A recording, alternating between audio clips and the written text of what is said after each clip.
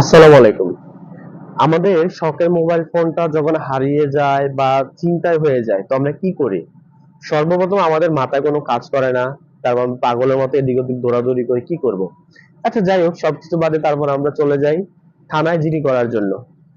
GD করার আগেও যে কোনো কিছু কাজ করতে হয়, কিছু ইম্পোর্টেন্ট কিছু কাজ করতে হয় সেগুলো সম্বন্ধে কিন্তু আমাদের কোনো ধারণাই নেই, আমরা জানিই না। তো জিডি করার আগেও যেই সব কাজ করতে হয় সেগুলো সম্বন্ধে আমি আজকে আলোচনা করব। খুবই গুরুত্বপূর্ণ বিষয়। আপনার মোবাইল ফোনটা যখন হারিয়ে যাবে বা চিন্তা হয়ে যাবে, আপনার এই মোবাইল ফোনে কিন্তু আপনার ব্যবসা বা বিজনেসের কিন্তু অনেক ডকুমেন্ট কিন্তু আপনি রেখেছেন।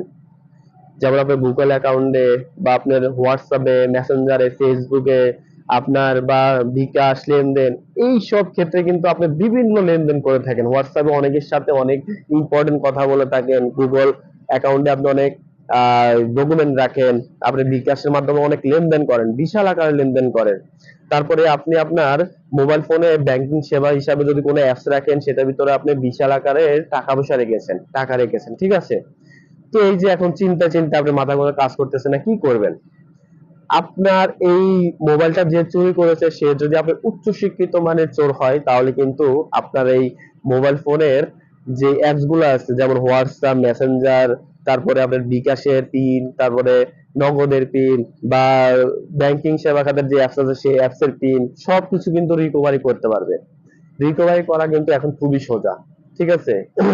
তো এই রিকভারি করে কিন্তু আপনার ব্যাংকিং এর অ্যাপস থেকে সব টাকা নিয়ে নিবে, বিকাশের অ্যাপস থেকে সব টাকা নামিয়ে নিবে। তারপর নগদ বলুন বা আপনি হোয়াটসঅ্যাপে যাদের সাথে রেগুলারলি কথা বলেন, টাকা পয়সা লেনদেন করেন, তাদের কাছে বিভিন্ন রকমের অজুহাত দিয়ে টাকা চাইবে। তো এই যে টাকাটা নেবে, তা আপনি তো এগুলো জানেনই না, কিচ্ছুই জানেন না। তো আর সামনে কিন্তু আপনার জন্য বিশাল বড় মানে বিপদ অপেক্ষা করতেছে। তো এই যে চোর কিন্তু আপনার সবকিছু হাতিয়ে নিচ্ছে, আপনি কিছুই জানেন না।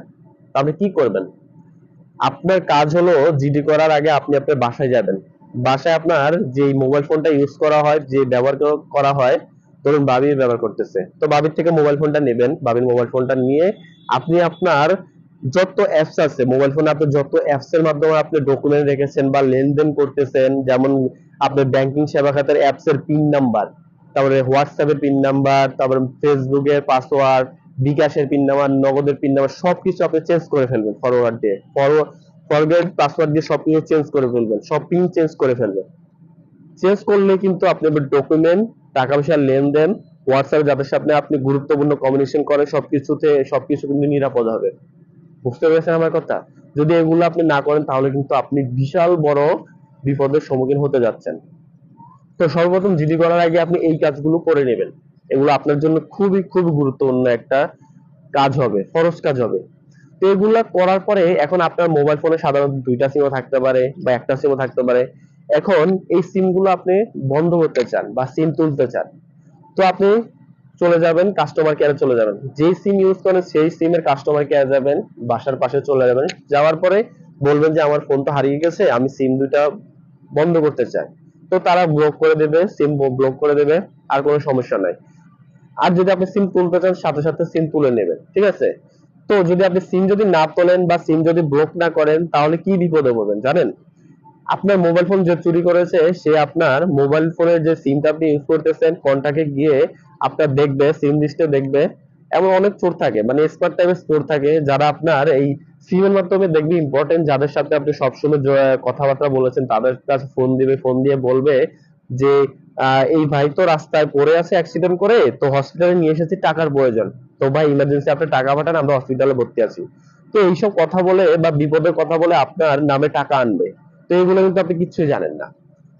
তো এইসব সমস্যা থেকে বাঁচতে হলে কিন্তু আপনার সিম বন্ধ করতে হবে বা সিম তুলে নিতে হবে, ঠিক আছে? আর যেগুলো বললাম অ্যাপস এর সব পিন পাসওয়ার্ড সব চেঞ্জ করে ফেলবেন। এই ভিডিওটা কিন্তু খুবই গুরুত্বপূর্ণ। যারা এই ভিডিওটা দেখেছেন, আপনারা তো দেখেছেনই, আপনারা বুঝতে পেরেছেন। আর যারা এই সম্বন্ধে কোনো আইডিয়া নেই তাদের মাঝে এই ভিডিও শেয়ার করে দেন, আপনার ফেসবুকে শেয়ার করে দেন। অনেকে কিন্তু উপকৃত হবে, অনেকে এই সম্বন্ধে জানে না, জানবে।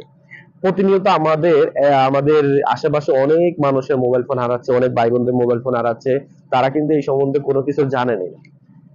তো আশা করি এই ভিডিওটা আপনাদের অনেক উপকারে আসবে। আর যদি ভালো লেগে থাকে অবশ্যই একটা লাইক করবেন, কমেন্ট করবেন। আর আমার চ্যানেল যদি নতুন হয়ে থাকেন অবশ্যই একটা সাবস্ক্রাইব করে আমার চ্যানেলের পাশে থাকবেন।